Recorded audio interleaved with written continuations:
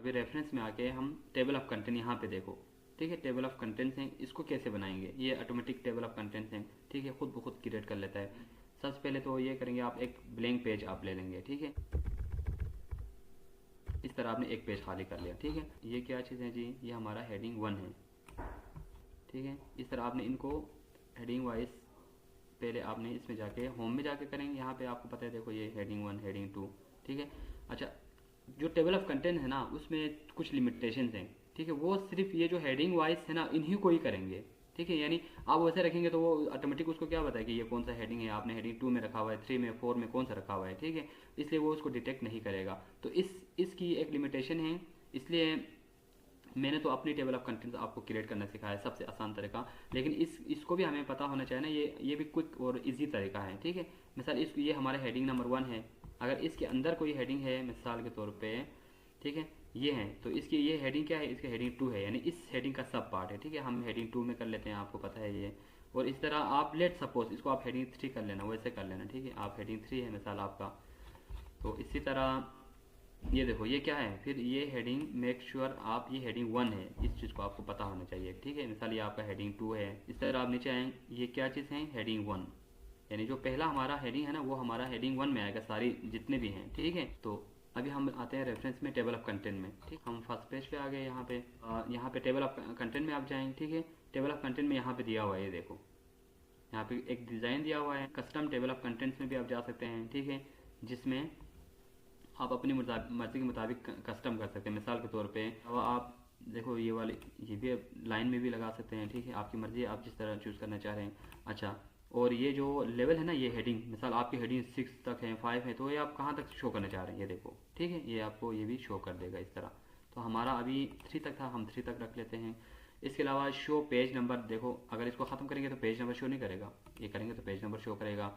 और ये क्या है, हाइपर लिंक, अगर आप इसको अनचेक करेंगे तो ये लिंक क्रिएट नहीं करेगा, हमारा मेन पर्पस हमें लिंक क्रिएट करना था, तो इसलिए हम ये लाजमी रख लेते हैं, ठीक है। तो इसको हम ओके कर लेते हैं। अब आप देखें इसको किस तरह उसने टेबल ऑफ कंटेंट क्रिएट करके दे दिया, ठीक है, ये देखो, यानी इंट्रोडक्शन हमारा क्या था, इसको आप थोड़ा सा बेशक, अब ये आपकी मर्ज़ी है, आप इसको मिसाल साइज़ बड़ा करना है, ठीक है, ये देखो इस तरह करके। अच्छा, इसका आपने कलर चेंज करना है, कंटेंट, ठीक है। इसका मैंने आपको जैसे ही कहा था कि इसमें लिमिटेशन है, यानी जो हेडिंग की शक्ल में आया था ना ये ओनली उसी को कर रहा है, तो ये लिमिटेड हो गया ना। देखो जो मैंने हेडिंग की शक्ल में जो मैंने किया था तो सिर्फ ये उसी को लेके आ रहे हैं, ठीक है, बाकी चीज़ें तो नहीं आ रही जो हमें तो सारी चीज़ें चाहिए। तो आपको पता है मैंने कितनी खूबसूरत तरीके से आपको टेबल ऑफ कंटेंट बना कर दिया और उस पर लिंक भी क्रिएट किया। और सेकेंडली इसमें कंट्रोल प्लस ये जाएगा सही इस पे, ये देखो कंट्रोल प्लस, लेकिन इधर से वापस कैसे जाना है, ऊपर ऊपर जाने के लिए क्या करें, ये देखो हमें इस तरह स्क्रॉल से जाना पड़ेगा, ठीक है। लेकिन ये बहुत ही अच्छा ऑप्शन है एम एस वर्ड का, आपने एक दफ़ा क्लिक किया तो ये सारी चीज़ें क्रिएट किया, ये इसमें आप वो कह सकते हैं, ठीक है। फिर आप रिवर्स के लिए आप बुकमार्क के जरिए आ जाएँ या रेफरेंस के जरिए आ जाएँ, ठीक है, क्रॉस रेफरेंस के जरिए आ जाएँ। तो ये चीज़ हमारे पास ऑप्शन था जो मैंने आपको बता दिया। मिसाल तो मैं आपको ये इसको डिलीट कर देते हैं। अभी यहाँ पे मेरी CPU है, CPU को मैं इसको यहाँ पे नहीं लिखना चाह रहा, एक्स्ट्रा इन्फॉर्मेशन है, ठीक है, इसको मैं फुट नोट में लिखना चाह रहा हूँ, ठीक है। तो यहाँ पे आप फुट नोट पे क्लिक करें तो यहाँ पे देखो आ गया। अब आपने जहाँ जिस तरह आ गया उधर लिखें, ये क्या था, CPU, ठीक है, CPU लिख लिया। इसी तरह आप इधर लिखें, यहाँ पे लिखें, ये था कंट्रोल यूनिट, ठीक है, इसको आप दोबारा फुट नोट पे जाएं तो ऑटोमेटिक उसने 2 क्रिएट कर दिया, ठीक है, ये क्या था हमारा CU कंट्रोल यूनिट। इसी तरह आप इस पे आप इसको कॉमा करें, ठीक है, इस पे आप लिखना चाह रहे हैं फुट नोट तो आप इस पे लिखें, ये हमारा क्या था, ALU था ना, अर्थमेटिक एंड लॉजिक यूनिट, ठीक है, यही था ना, अर्थमेटिक एंड लॉजिक यूनिट, ठीक है। ये चीज़ें हम यहाँ पे लिखना, अब देखो ना आपके पास सिंपल इस तरह लिखा हुआ है, आप यहाँ पे लिखना नहीं चाह रहे थे, हमने उधर आपको फुट नोट में लिख लिया। अभी आप इसके ऊपर रखें तो आपको नज़र भी आ जाएगा, ये देखो CPU है, ठीक है, ये CU है और ये ALU है, ठीक है, एक ये हो गया।